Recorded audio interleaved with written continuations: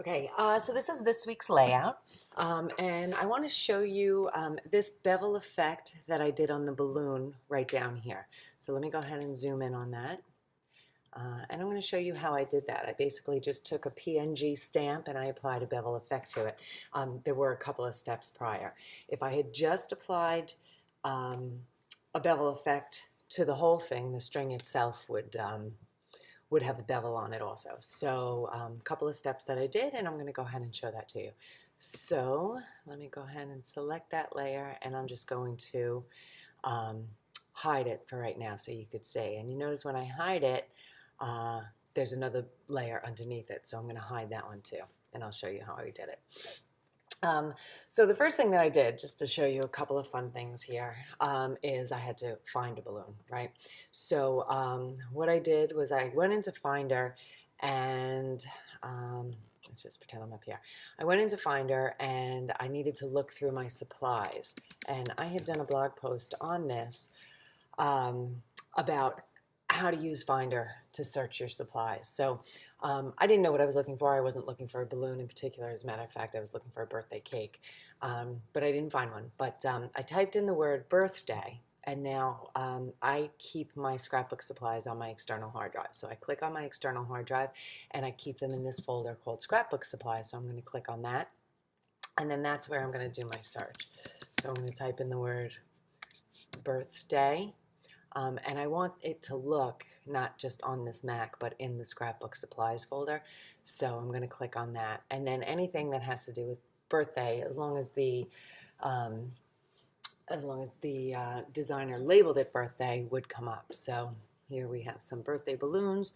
So basically what I did was that's how I found it. I just click on it and dragged it onto my layout. So it came out pretty big. So it has the transform tool already on it because it comes over as a smart object. So what I'm going to do is I'm going to grab one of the corner anchors, and while holding down the shift and the alt key, I am going to drag in. And what that does, instead of just pulling it up from one corner, it shrinks it into the middle. Instead of just pulling from the left corner up or the right corner down, it will pull it all into the middle. So I just basically sized it until I thought I liked the way it looked, and then just hit enter. The next thing I'm going to do is I'm going to duplicate this layer. So on a Mac it's Command J, on a PC it's Control J, and then I have two layers. Actually, I'm going to go backwards. First I'm going to rasterize this. You could see this little smart object thumbnail here. So I'm going, in order to add a layer mask to it, I need to rasterize it. So I'm going to right click on it and scroll up to rasterize layer, and now you'll see that little thumbnail is gone. And now I'm going to duplicate it. So Command J on a Mac or Control J on a PC.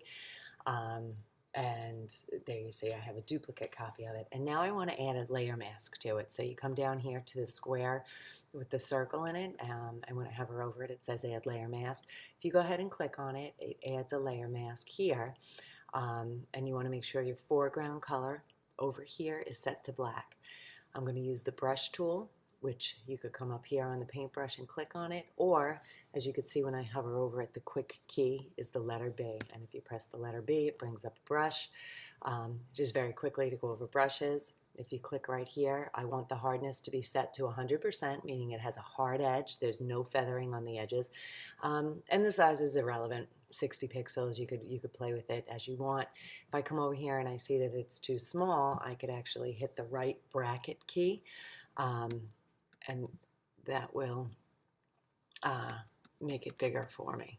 Anyway, so what I want to do is I want to mask out, well, actually, before I mask that out, let's go back. I want to click over here on, instead of clicking on the layer mask here, I want to click on the actual layer thumbnail. So I'm going to click on that, and you see the white box around it. What I want to do is I want to change this black balloon to red. So I want to make sure that the balloon is highlighted, the layer thumbnail is highlighted, and then I want the color to be red. Now right now it's set to red, but I want to show you what to do if you come over here and the foreground color is not set to red. So I'm just going to press D on the keyboard, and that's going to set the foreground color back to the default black and the background color to the default white. And if you see that it's that or it's any other color, what you want to do in order to change that color is click on that black square or whatever color it is, and then you'll notice it turns into an eyedropper. And then you can actually click on any color anywhere and it will select that color. So for example, if I click here, now it's choosing a blue. If I click here, it's going to change that color to a green. But what I want to do is I want this balloon to match this lettering.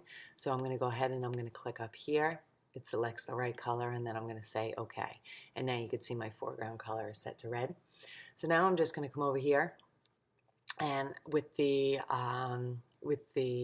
bucket tool, paint bucket tool, or you could just press the letter G, I could click on that balloon, and it's going to change the whole balloon to red.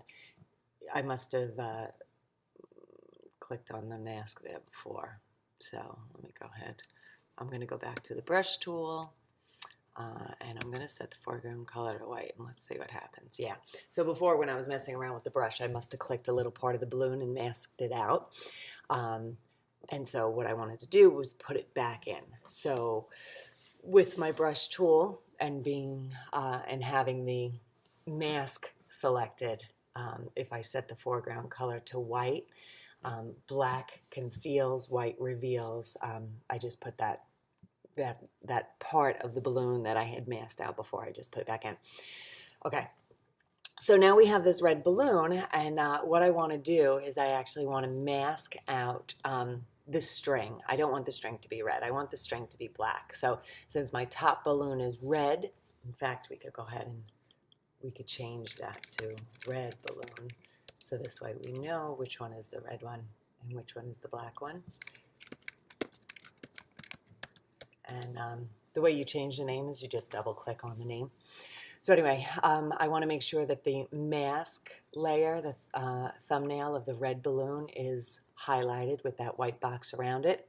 And then with my brush tool activated, I want my foreground color to be black because I want to conceal the red string and reveal the black string underneath. So in order to switch these colors, I could just press X on my keyboard, and now black is in the front. And now as I click on this string, it hides the red and reveals the black. I'm just going to zoom in a little bit so I could be a little more precise where the string meets the balloon. I'm going to press B on my keyboard, and now pressing the left bracket key, I am shrinking the brush, and then I could get all the way up there and be super precise. Okay, so that's your first step. That's completed. Now what we want to do is I decided instead of it just being a stamp, I wanted to add a little bit of dimension because the majority of the layout is pretty flat. So in order to do that, I needed to add an effect. So I'm going to go down here to the layer effects, click on that, and I'm going to go to bevel and emboss. And now I'm just going to move this out of the way because I want to see what's happening while I do it.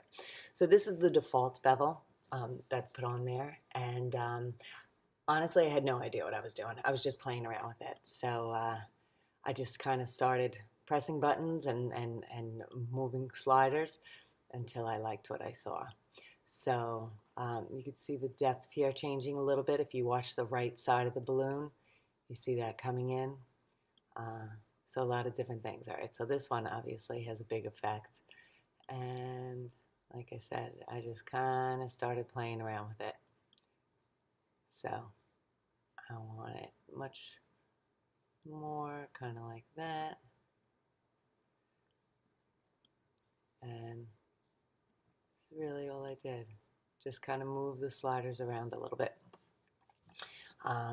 Some of the colors, I changed it from, from multiply to linear burn. I just kind of matched some of my shadowing color. I don't necessarily like the shadows that dark. So again, I was really just messing around with everything. So you could see here what some of my settings were. And I was just moving a lot of the different things around. You could play with the angle, the shadowing on the balloon, right? All different things that you could do and see where you like it the best.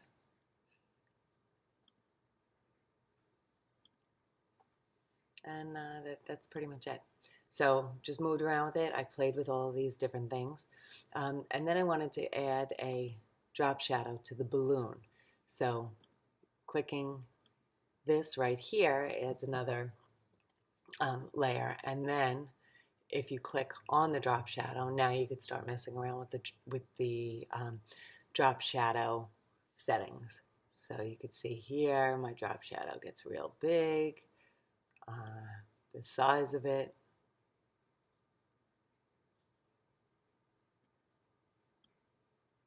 Distance.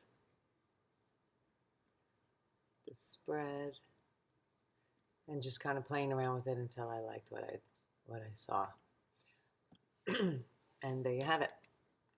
That's pretty much what I did. Just to add a little bit more depth to it. And you can play around with it as much as you want if you don't like the way that it looks. So hope you learned a little something today. And I will see you next month with another spread and hopefully another tip. Thanks.